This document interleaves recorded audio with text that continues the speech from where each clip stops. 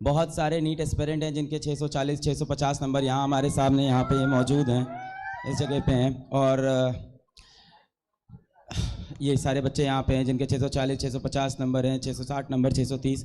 और ऐसे बच्चों को भी इस बार गवर्नमेंट मेडिकल कॉलेज में प्रवेश मिलना बहुत बड़ा मुश्किल होने वाला है। आप सबको देखो, एक होता है कि यार हमारे ऊपर नहीं हो रहा है तो हमसे क्या मतलब है, पर मैं आपको बताऊं ज़्यादा दूर नहीं हो आप, अगले साल आप होगे इस जगह पे। तो आप सबको भी इस टाइम पे उतना ही सपोर्ट रखना है जितना इस ईयर के नीट एस्पिरेंट सपोर्ट कर रहे हैं खुद को और उनको, क्योंकि नेक्स्ट आज वो हैं, कल आप भी इस जगह पे हो सकते हो। ठीक है, अभी आप चिल हो, मस्त हो, खा रहे हो, घूम रहे हो, हंस रहे हो, जीवन जी रहे हो मस्त। एक दिन हो सकता हो खूब मेहनत करो, आप साल भर बहुत मेहनत करो, बढ़िया टेस्ट दो, सब वर्क करो, लास्ट में आपके 650 नंबर भी आ जाएं और उसके बाद भी आपको गवर्नमेंट मेडिकल कॉलेज ना मिल रहा हो। या हो सकता हो नेक्स्ट ईयर ऐसा भी हो कि आपके 680 भी आ रहे हो तो भी गवर्नमेंट मेडिकल कॉलेज नहीं मिल रहा हो। अब तो हमें श्योर ही नहीं है कितना लाना है, शायद 720 लाना है तब जाके गवर्नमेंट मेडिकल। यहाँ तक हो सकता है जब आपको कहा जाता है कि इस चीज़ को रीट्वीट करें तो आप रीट्वीट करें। बस कोशिश करें किसी भी तरह से कोई अफवाहें ना फैलाएं।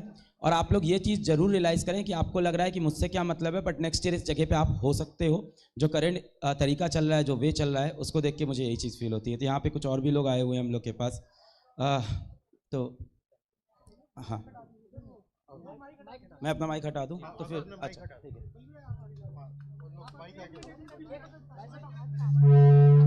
है, माइक पकड़ के रखना है। अच्छा ठीक है।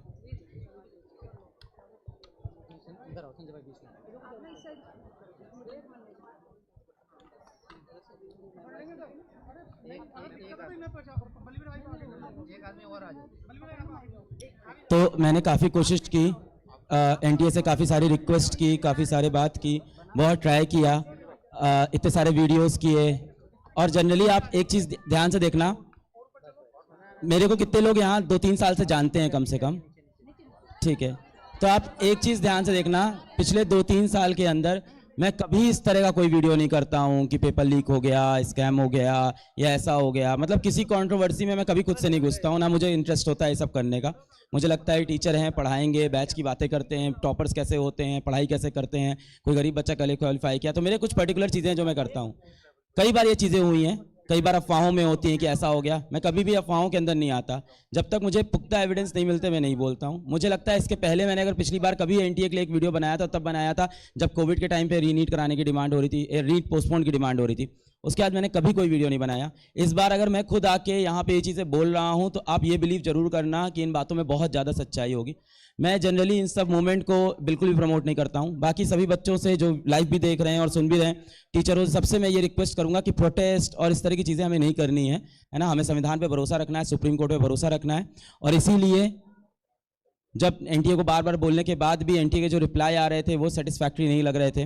मतलब आप एक चीज़ देखो, ये कितनी अजीब है कि 8 साल में पहली बार एक कॉन्सेप्ट आता है ग्रेस नंबर का, 8 साल में पहली बार, और एनटीए इसके लिए कोई प्रेस रिलीज नहीं करता, रिजल्ट के साथ ये चीज़ नहीं बताता। कब बताता है? कब बताया? जब 719 नंबर की बातें होनी स्टार्ट होती है, 2 दिन तक। और ऐसा नहीं कि एक बार बात हुई हो, 2 दिन तक इस पे वीडियोस बने, ट्वीट हुए। तो एनटीए एक छोटा सा नोटिस निकालता है कि ऐसा है कि इस बार टाइम लॉस पे ग्रेस नंबर दे दिए हैं और कुछ बच्चों के 718 और 719 आए हैं। पर तब भी ये नहीं बताया कि कुछ बच्चों के 720 भी आए, तब भी ये नहीं बताया कहाँ कहाँ ग्रेस नंबर दिया है। फिर उसके बाद 2 दिन वो फिर टॉप 100 वाली लिस्ट से वो बच्चे पकड़ में आ गए कि भाई 6 बच्चों को 720 एक सेंटर से दिया है, और ये तो उस लिस्ट में दिखे हैं। अगर मेरे पास 50,000 टॉप रैंक की लिस्ट हो तो पता नहीं मुझे क्या क्या दिखने लगेगा। कल अगर आप देखो, एनटीए के डायरेक्टर साहब आए थे प्रेस कॉन्फ्रेंस में, उन्होंने कम से कम 5 बार एक ही वर्ड बोला, ट्रांसपेरेंसी, ट्रांसपेरेंसी, ट्रांसपेरेंट। ये थोड़ी ट्रांसपेरेंट होता है। ट्रांसपेरेंट होता है आप खुद से आके बताइए कि क्या मुद्दा है क्या नहीं। तो एनटीए के लिए हमने सारी कोशिश की, डायरेक्ट कम्युनिकेशन की। मुझे लगता है एनटीए सिर्फ एक कम्युनिकेशन जानता है, and that is the communication of honourable courts. तो मैंने बहुत कोशिश की, एनटीए को लीगल नोटिस भी भेजा, एनटीए को बात करने की कोशिश की, रिक्वेस्ट भी किया, सब कर लिया। एंड आफ्टर दैट फाइनली हमने एक काम किया कि हमने जाके फिर सुप्रीम कोर्ट में पीआईएल फाइल कर दी, क्योंकि इसके सिवा कोई और ऑप्शन हम लोग के पास नहीं बचा है। This is the only option. और मैं ऐसे कोई नारे नहीं लगवाना चाहता कि ऐसा है वैसा है ये कराओ।